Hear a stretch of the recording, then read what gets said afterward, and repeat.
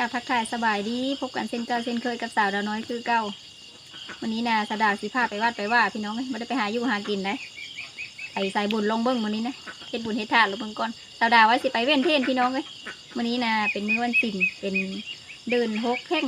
แต่เพิ่นว่าเป็นวันเกิดของพระพุทธเจ้าเพิ่นเลยสิเฮ็ดเว้นเทนนี่แหละดาวก็เลยว่าสิไปวัดนี่อุปกรณ์ก็เตรียมมาเรียบร้อยมีธูปมีเทียนมีดอกไม้สิเป็นได้เลยนั้นก็ไปเบิ้งน้ำกันเลยพี่น้องไปกันเลยตัดมาตอนนี้ก็มาฮอดวัดแล้วลงมาแล้วนะคนก็ยังบ่หลายไผก็ยังบ่ทันลงมาเห็นแต่ยายนี่แหละเพิ่นสาวไฟเว้นมัดทูบเทียนดอกไม้อยู่เฮาก็ว่าสิซอยเพิ่นแล้วบัดนี้นี่ตอนนี้ก็ลงมาหลายคนแล้วผู้เซผู้สาวผู้ว่าผู้แพ้วก็เริ่มลงมาแล้วมาแล้วก็พากันมัดดอกไม้ทูบเทียนนี่แหละก็เก็บไว้ไอ้ไผลงมาก็มาเอาอยู่วัดนี้ดอกไม้ทูบเทียนนะไว้แห่เว้นเทียนหั่นนะเฮาก็เลยมัดกะเข็มไว้ท่าซอยกันคนละไม้คนละมือนี่แหละจำเฮาก็ได้พากันมัดซอยกัน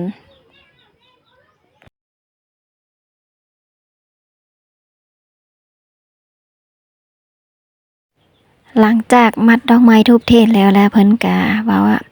ฮิปโฮมเงินกันเฮ็ดต้นร่มเพิ่นว่านั่นนะ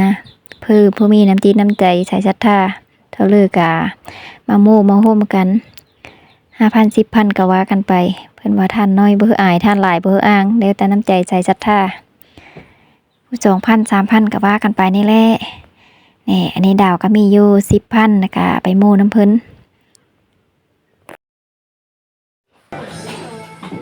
หลังจากเฮาเฮ็ดต้นแล้วเรียบร้อยแล้วเนี่ยยายเพิ่นก็เอาต้นขึ้นไปโมน้ำศิลวัตรเพิ่นบัดนี้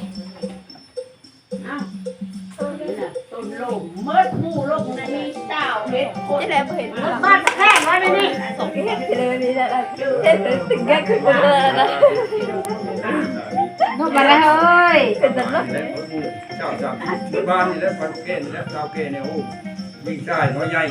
ในวิจัยใส่เสื้อผ้าสร้างตัวหนึ่งมาถวายรับบูชาที่สร้างแล้วนั้นขอให้ติดประหลาดประสูติผลที่นำไปก้าวไปสู่เด้อถ้าเอากันได้แล้วตั้งแต่นี้ต่อไปเขาทุกภาคกันหายพญานโลกาเขามีอายุมโนสุขังพลังเด้อดีเนาะจะได้อันนี้ละอื่นกับบดอกเงินข้ามเจตมันจะได้ลงทำนั้นทำบุญอยู่นี่หลังจากโมต้นโมกันได้เฮ็ดมวยได้เฮากะลงมาพี่บัดนี้ลงมาตารางไปแหละเอากะเกม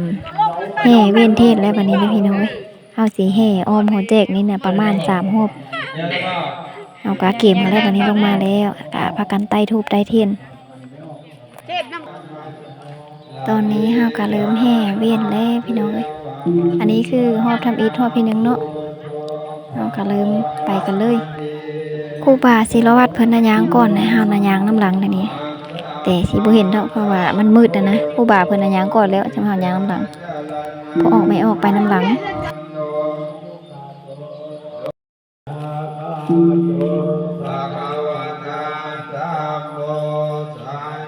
วัดเลยได้บ่วัดเนาะ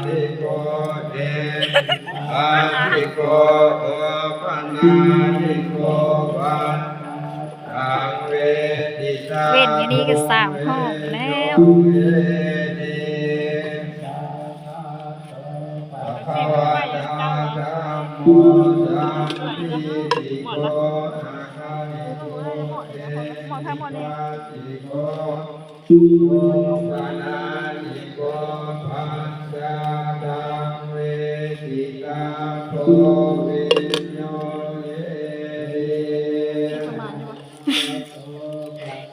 งาม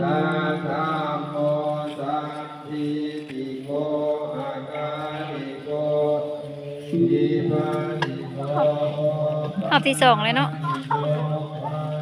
รอบที่2เรียนย่อยหมดแม่พระเจ้าสอนยอดอะไรจ่าใต้ได้มันหมดไปได้พุ่งได้วะเป็นชื่อเราโหดกันจะพูดจะว่าแต่ผมไม่ได้หมุนได้เนาะดับจะได้ยังบาดผมเลยดับไปซื้อก็ได้เนาะบาดผมเลยพ ปั่นทูบนี่กันยังบ่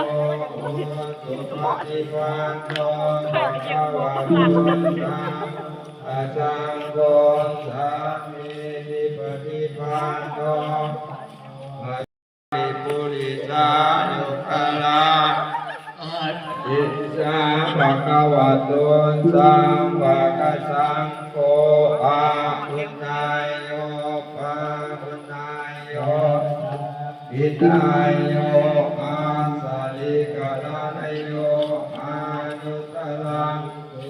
ยังเทโอทัสสะติ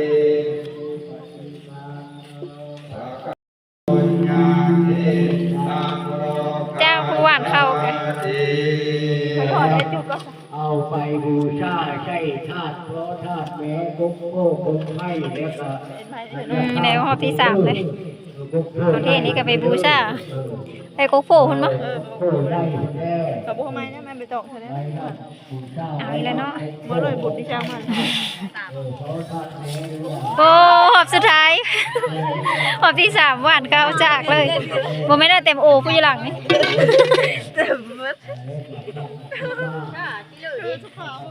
เดี๋ยวมาบูชาทีนี้โอ้โหก็ให้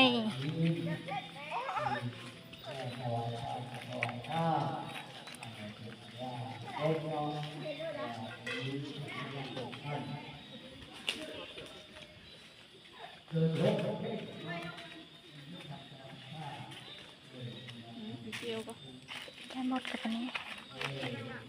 นี่มาหอดกบโพกเลยปะนี้